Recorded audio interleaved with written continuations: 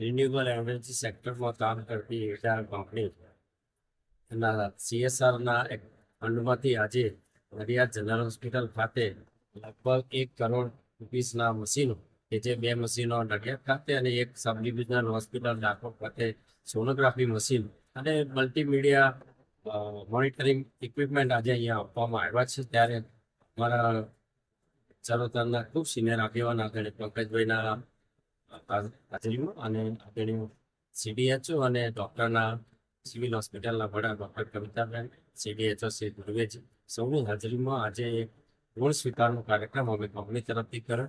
હું સાંસદ તરીકે એનર્જી કમિટીનો મેમ્બર હોવાથી જ્યારે વિવિધ એનર્જી સેક્ટરની કંપનીઓ આવતી અને એને CSRમાં આ કામ કરવા માટેનો આગ્રહ કર્યો, કારણ કે અવારનવાર હોસ્પિટલની મુલાકાત દરમિયાન જાણ્યું કે આધુનિક સોનોગ્રાફી મશીનની આવશ્યકતા છે અને સરકારમાંથી જ્યારે આવા નાણાં મેળવતા લાંબુ ઘણીવાર સમય લાગતો હોય ત્યારે આવી કંપની તાત્કાલિક પોતે નિર્ણય કરીને આ મશીનો આપી શકે. અને કહેતા આનંદ થાય કે લગભગ 1.5 મહિનામાં આ તમામ પ્રોસેસ પૂરી કરીને ઈરડા કંપનીએ ખેડા જિલ્લાના નગરજનો માટે આવા 3 મશીનો CSR ફંડ હેઠળ આપ્યા છે. ત્યારે અમે એનો પણ ઋણ સ્વીકાર કરીએ છીએ. આજના કાર્યક્રમમાં સૌ સ્ટાફ, સૌ ડૉક્ટરગણ અને આજુબાજુના સૌ દર્દીઓ અને સૌની આજે આ મશીનનું અમારો એક ફરજનો ભાગ છે.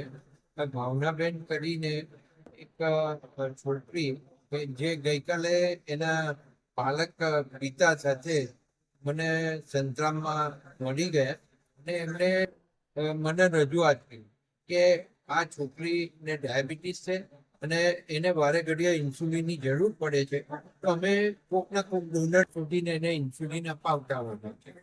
તો મેં એ વખતે એમને એવું કહ્યું કે તમે આવતીકાલે મારા ઘરે આવજો અને હું સિવિલ હોસ્પિટલમાં તમને લઈ જઈશ.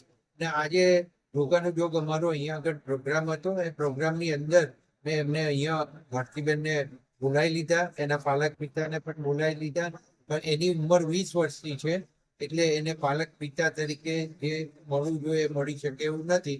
પણ એ ગ્રામ જુગ્રાલના છે એટલે એનું સંપૂર્ણ ધ્યાન હું રાખીશ, કારણ કે મારો મત વિસ્તાર છે.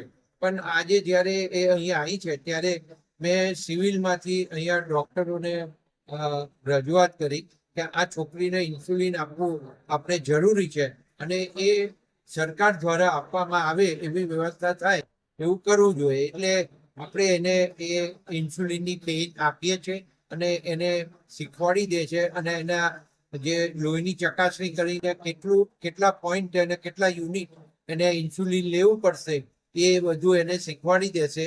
અને એની જોડે એના જે પાલક પિતા તરીકે કામ કરે છે એમને પણ શીખવાડી દેશે અને બનતી બધે મદદ કરી અને આ છોકરી સર્વાઈ થાય એવા અમે પ્રયત્નો કરવાના.